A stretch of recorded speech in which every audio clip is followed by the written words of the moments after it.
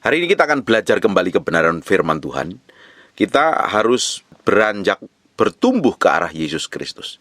Semakin hari kita harus mengalami kemenangan. Karena kalau kita ini tidak mengalami kemenangan, kita akan tertinggal jauh. Setan bekerja begitu giat, setan bekerja begitu kuat untuk nipu daya kita supaya kita terus berkutat pada persoalan yang sama dari tahun ke tahun. Kita terus muter di area yang itu terus, kita gagal di area situ terus, dan ujung hidup kita tidak kemana-mana. Bahkan hidup kita malah babak belur, kacau dan berantakan. Sedangkan dunia hari ini sedang bergerak dengan cepat menuju akhir zaman. Kalau kita ini masih berkutat pada persoalan yang sama, rencana Tuhan tidak digenapi, kita akan nyesal sekali loh. Banyak hal yang harusnya Tuhan genapi dalam kehidupan kita. Banyak hal yang harusnya kita capai. Kita berjalan kepada kemuliaan yang semakin besar, tetapi karena kita ditipu daya oleh setan dengan berbagai macam cara, bisa saja tipu daya kekayaan, tipu daya kepahitan, sakit hati, kita dibikin muter dalam persoalan yang sama, nggak bisa mengendalikan emosi, amarah. Kita terus berkutat pada persoalan itu terus-terusan. Ujung dari hidup kita tidak akan menikmatin semua janji yang Tuhan mau genapi dalam kehidupan kita. Banyak orang Kristen hari ini masih muter-muter pada persoalan yang sama. Dari tahun ke tahun masih persoalannya itu terus. Belum mengalami breakthrough dan terobosan. Karena setan tujuannya memang untuk menghancurkan. Tujuannya setan itu membuat kita ini tidak akan bertumbuh secara rohani. Tujuan setan supaya kita ini terus muter di persoalan yang sama dan gak ngalami kemenangan. Tapi Tuhan mau kita ini beranjak dari iman satu pada iman yang lain. Kita bertolak dari iman satu pada iman yang lain, menggenapi rencana Tuhan. Makanya orang Kristen harus berkemenangan dalam segala hal. Orang Kristen harus bisa mengendalikan dirinya dengan baik, mengendalikan emosinya dengan baik. Seringkali setan pakai emosi kita ini. Kalau nggak bisa kita kendalikan, kita taklukkan kepada Kristus, emosi ini yang dipakai setan untuk nipu daya kita, dan kita bisa terjebak di sana. Banyak orang terjebak sampai hari ini loh. Hari ini orang kepahitan, sakit hati, sudah tidak zamannya harusnya. Ini sudah akhir zaman.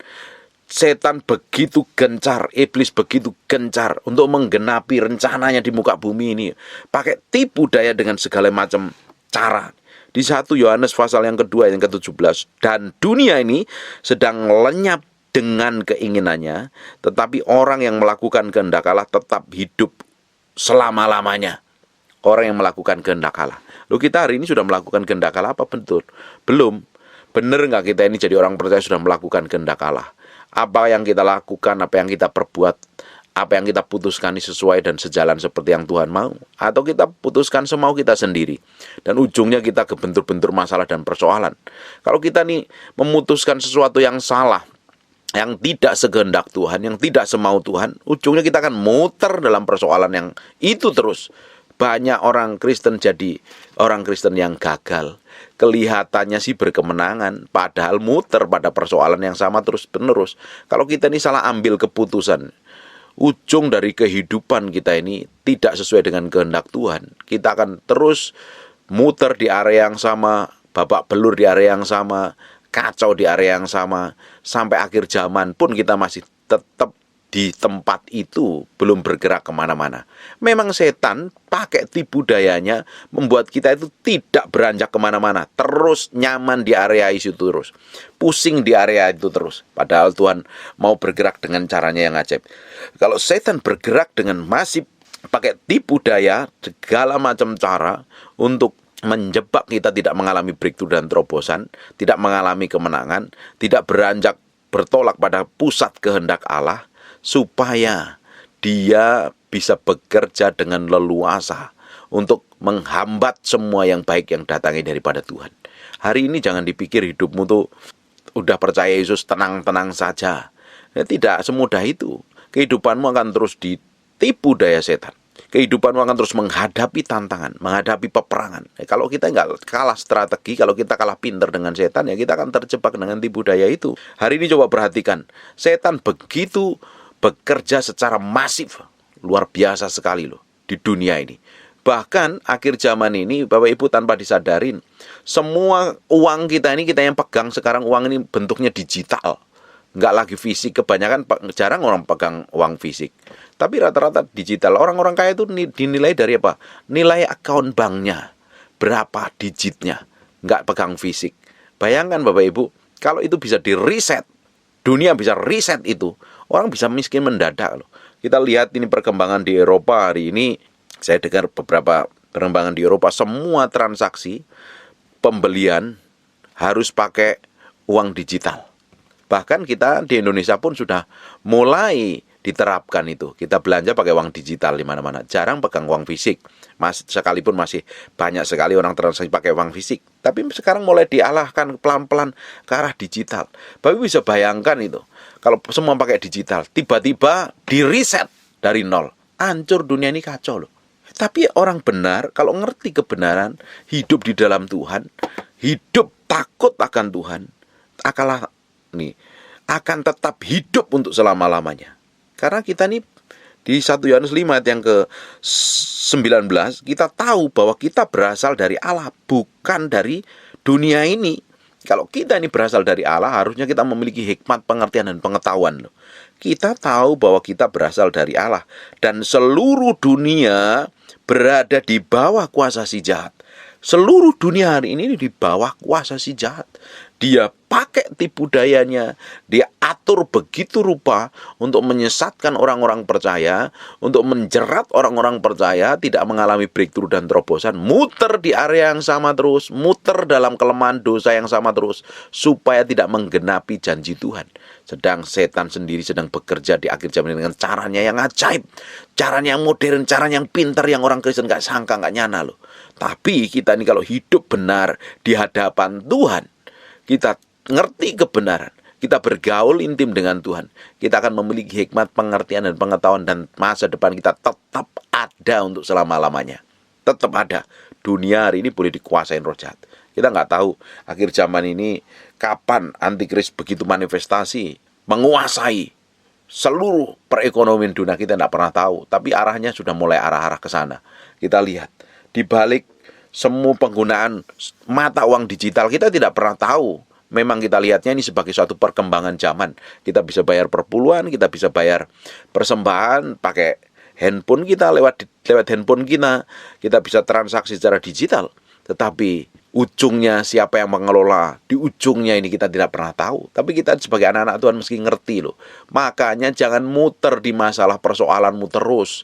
Setan itu kerjanya sudah modern, sudah lebih pintar lagi, sudah bergerak dengan cepat. Tapi kita orang Kristen masih muter di persoalan yang sama, di kelemahan yang sama, dijatuh dalam dosa yang sama terus. Nggak pernah ngalami breakthrough dan terobosan, babak belur hidupnya, kacau dan berantakan. Harusnya kita bertolak terus semakin hari, berjalan dalam kekudusan, berjalan dalam kesucian, berjalan dalam kebenaran, dan hidup kita menyenangkan hati Tuhan. Ngerti kehendak Tuhan dengan tepat. Kalau tidak, kita juga akan ditipu daya begitu rupa, ujungnya kita akan hancur, kita akan berantakan, kita akan merana, kita akan menderita. Karena memang tujuannya setan itu membuat seperti itu. Makanya kita harus hidup takut akan Tuhan. Di Amsal 23:18 ngomong begini, karena masa depan sungguh ada dan harapanmu tidak akan hilang. Harapanmu tidak akan hilang. Dan masa depan, kalau kita ini bergaul, ngerti kebenaran di dalam Tuhan, kita memiliki masa depan.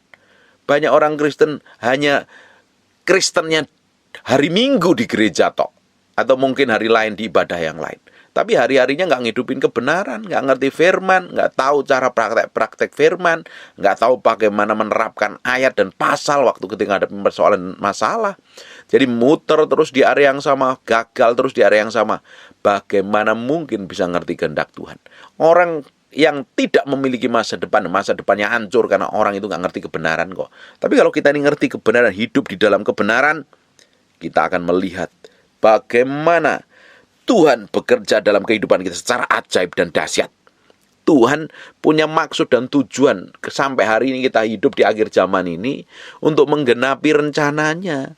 Tapi di sisi lain, setan begitu rupa juga ingin menguasai, mengendalikan dan mengontrol dunia ini dengan segala isinya, termasuk orang percaya, untuk diseret dan dibinasakannya.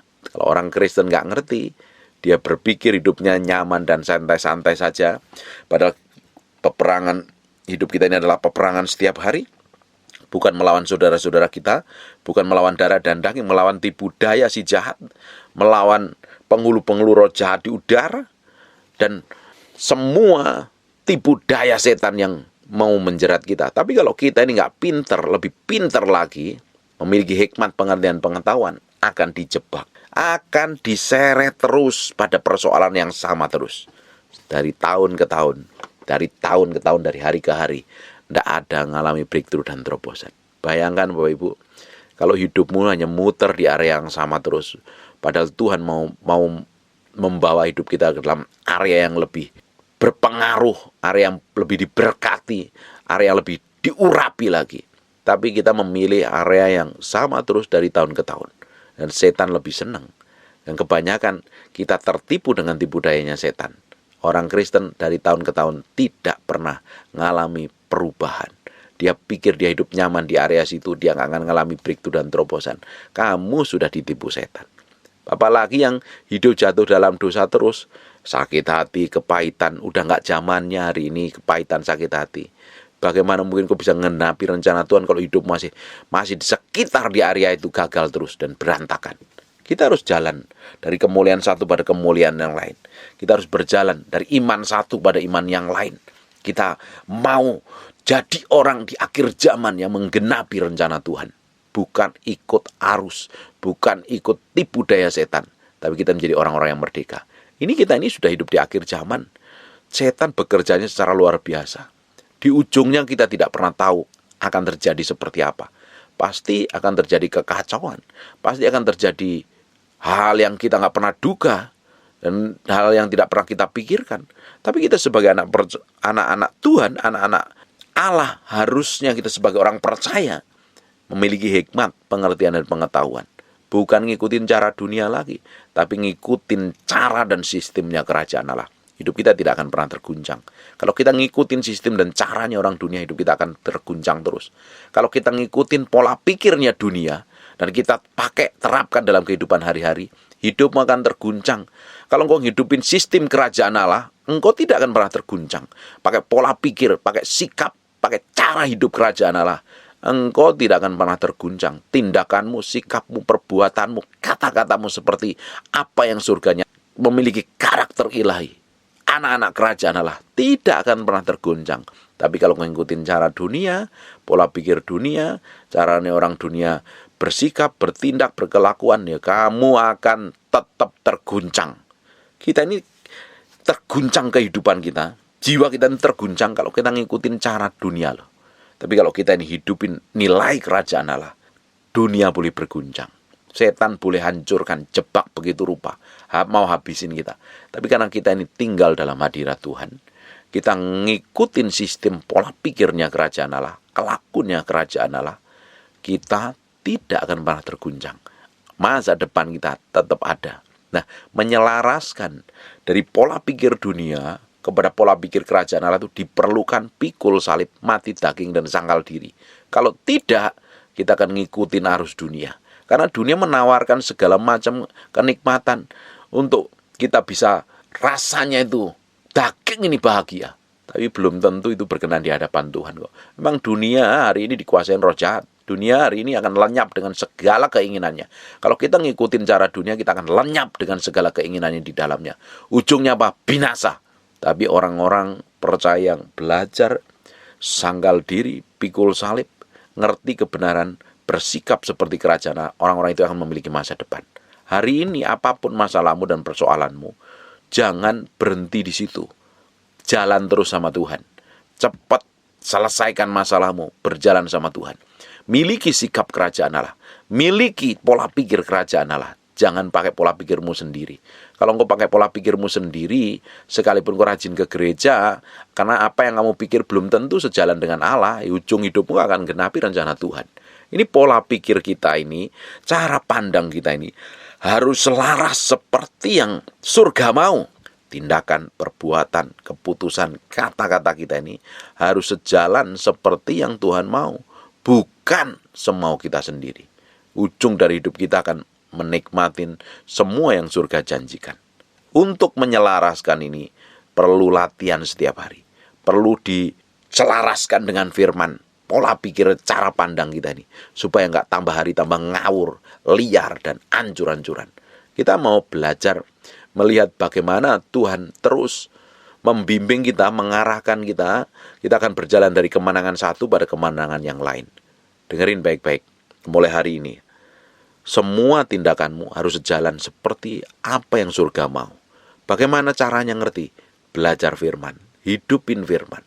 Bagaimana mungkin kau ngerti kehendak Tuhan dan tidak sesuai kehendak Tuhan dan apa tidak, keputusan yang kamu ambil sesuai dengan firman apa tidak, kalau engkau nggak pernah dengar firman, nggak pernah baca firman, nggak pernah dengerin apa kata Tuhan. Bagaimana cara dengerin kata Tuhan? Sekarang dengerin khotbah di YouTube tuh banyak sekali kok.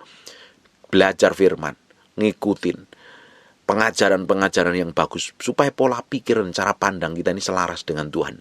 Kalau tidak, kita ini menjadi orang Kristen yang nggak dewasa.